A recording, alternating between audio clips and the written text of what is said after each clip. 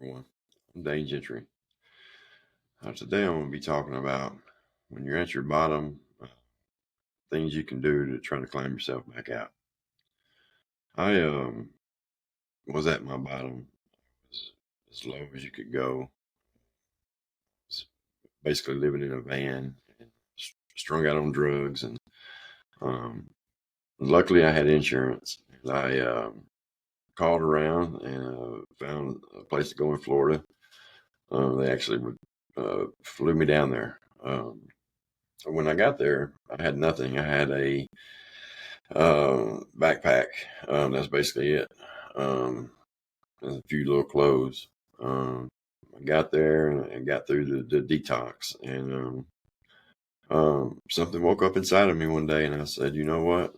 I'm gonna climb out of this hole, and I'm gonna work my way back up. So I started listening to a lot of motivational stuff and praying. Praying was very important. And as I was there, I liked what I saw, like with the staff and the way they worked with people. And I thought, man, this is what I want to do. I want to be able to help people. So I went through the little stages you go through, and I went to what's called a PHP. There you can, after so long, get a job. You live in like a little apartment. So I had my own little apartment deal. You cook for yourself and done all these things. And as I was there, and like I said, I started where I wanted to work in treatment and help others. And so I started to make a plan for myself. And so I wrote down what I wanted to do. And I decided that uh, I was going to start filling out applications to work in treatment. So I started talking to the staff about it a little bit, and they were like, I don't know if you're going to be able to do that while you're in treatment. I said, no's not an answer. I'm not going to take no. I'm going to do it. And so I started writing it down. I was journaling, writing down stuff. But every day, every morning, I would wake up and I would hit my knees. I would pray. I would start exercising. And as I'm doing all this, I'm listening to very positive stuff. And Steve Harvey, man, was probably one of the greatest things. I've listened to his story, and I listened to a lot of him and what a journey he had. And so even as I was in the shower, it would be playing. I'd cook my breakfast, but I had a routine. I'd done this every day. And so I got to where I could fill out applications trying to get a job. So I started doing that. The problem is that I only had a driver's license. I didn't have a social security card, and you needed those things in Florida. They were very strict about it. So I said, well, somewhere or another, it's still going to work out. I'm going to make this happen. And I started filling out applications. I got a call. I was sitting in an interview with a lady, and I didn't really like what she was saying about what you had to do. I didn't feel that her heart was in it for the treatment center. Well, my phone rang, and it was the guy from another place. And I got done with that interview, and I called him. And the next day, or no, I think I went that same day. I think I went that evening actually to it as well. I went there, I had an interview, and got the job. But I'm staying positive, man. I mean, you couldn't get negative nowhere around me. Negative will kill all your dreams, take everything away, and keep you at the bottom. Whatever negativity you have to fight it and get it out. A lot of times we have negativity and we don't even know it's there, or we don't even realize it. Like we will say, man, I wonder why they are so advanced and far ahead. They don't do anything. Look what I do. All that's negative, and it's eating you up inside. Who cares what they're doing? Let them do what they're doing. You worry about you. And so, like I said, I got this job. Remember now, I didn't have a social security card. And so I got the job, and I really loved it. And I started excelling at it because I loved working with other addicts. I found it to be very rewarding. And I was there for a couple of weeks, and the treatment guy, the head guy, called me in his office, and he said, hey, we need your social security card because we don't have no file. I said, man, I don't even have one. and he said, "What's your social security number?" And I gave it to him, and he said, "I'm gonna trust you." He said, "For whatever reason, I believe you." So again, there's God working. It's positive. I've done this thing. Well, as I'm there, I said, I want to move up. I'm going to become the lead tech. And of course, there's people been there for however long. Well, I was there for 4 weeks, and they called me in the office and asked me if I wanted to take the lead tech position. And I was like, man, of course. And so I was doing that, and I was learning a lot of stuff along the way. Um, it was fulfilling for me. But again, once I got all this, you still have to stay positive. You can't stop. If you stop, you're going to lose everything. So I stayed positive, kept doing it. And then I told myself, I was like, man, I want to be the director of operations because I really liked the place and I really liked the guy who owned it. He was from Canada, but he was a good guy. His heart was in it. He wasn't just there for the money.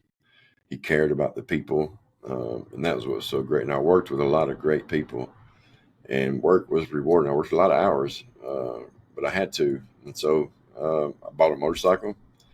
I did all this in about 2 months from doing it. So uh, what I'm getting at here is when you're at that bottom and you just think, man, it's over. I'm in the worst spot ever. No, you're not. No, you are not, man. God cares about us. He loves everyone, but it's something about people that are at the bottom and beaten and broken that he will put his hand on you, and man, he will guide you and he will do amazing things in your life. Once you all you have to do is try. That's it. It's just try. I know you're not going to feel good because you're coming off of drugs. I know all these things, but you will. This is just a moment, of uncomfortableness or whatever you have to go through, but it will get better. And so, um, just believe in yourself. Okay, you start believing. It's like faith. In order to believe in God, you got to start with faith. Same thing with yourself. Start believing in yourself. And every day, negative is going to come at you so many ways and from so many people. People are not going to always be happy with your success and what you're doing. Who cares? Who cares? What does it matter if they don't? You're worried about you. They're not feeding you. They're not taking care of your family. They're not doing any of that. So who cares what they say? Let them be negative Nellies, and then you continue to excel in what you're doing. I found it to give me more strength. The more negative I found, it would make me laugh and say, "Watch this," and I would, continue to excel. And so, um, like I said, a routine. Write it down. A picture board. A lot of people believe in that because you look at it, you see it. And set your goals, set short-term goals and long-term goals. Hey, I want to be here at this time. The short-term goal is going to be fulfilling for you. It's going to keep you, man, motivated, keep you going strong. And just remember, always tell yourself that you can. I mean, that's it. So get a routine, get you a picture board, write down what you want. Write it down every day. This is what I want. Pray about it and keep going, man. Just keep going. You can't just stay in the bed all day and expect anything to happen. It's not going to happen. You got to get up early and you got to get going, exercise and get it, man. You just got to go get it. And you can. I don't care where, I don't care if you're homeless.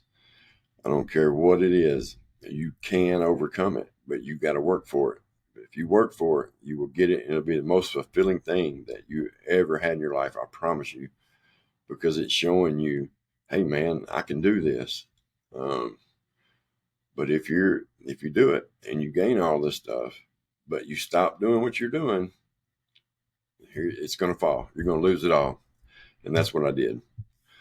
I started worrying about Tennessee, coming back to Tennessee, and things got real negative real fast. And I came back to Tennessee, and it wasn't long. I don't know, maybe a week, and relapse came.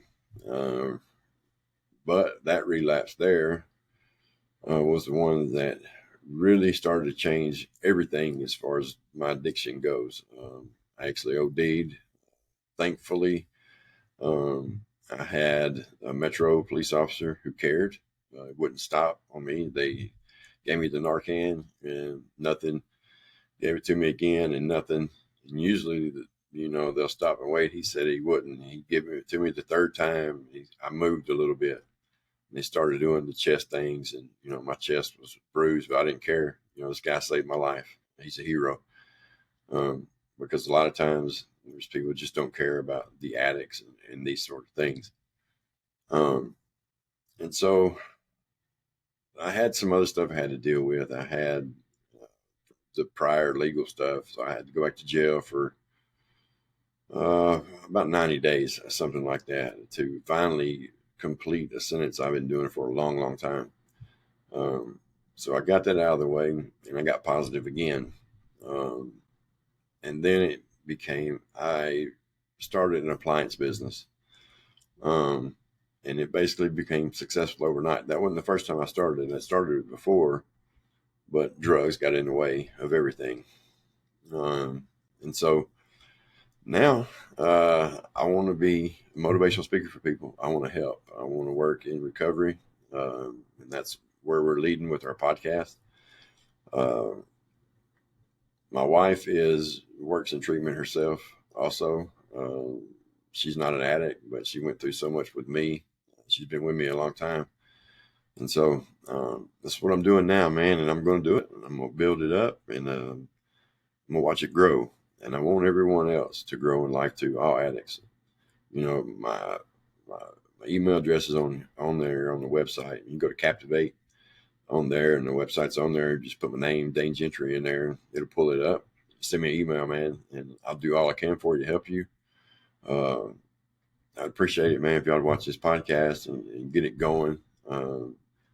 Get a little help that way. So it won't be long. I'll have some guests on, tell you their stories. I've got a guy who did 32 years in prison and was innocent of the crime. He's a really good friend of mine, and I'm going to have him on. And you want to hear somebody with a very uplifting story. It's unbelievable how this man is just, he doesn't have any hate or bad feelings about it. He accepted it for what he is, and he's a man of God today. And he's one of the realest Christians and people that I ever met. And so I've already talked to him about coming on. He's going to come on. So we're going to have some good things. I hope everyone will enjoy these things. Listen, I want to uplift you. I want you to know that you can, man. You can. We got to work for it. If you don't have insurance and things, there's other places you can go. Like I said, send me an email. I'll give you my phone number, whatever. You can call me, and I'll help you out. 615-388-5326. Text me, give me a call, and we'll do what we can to help you. Me and my wife both, our heart is in it.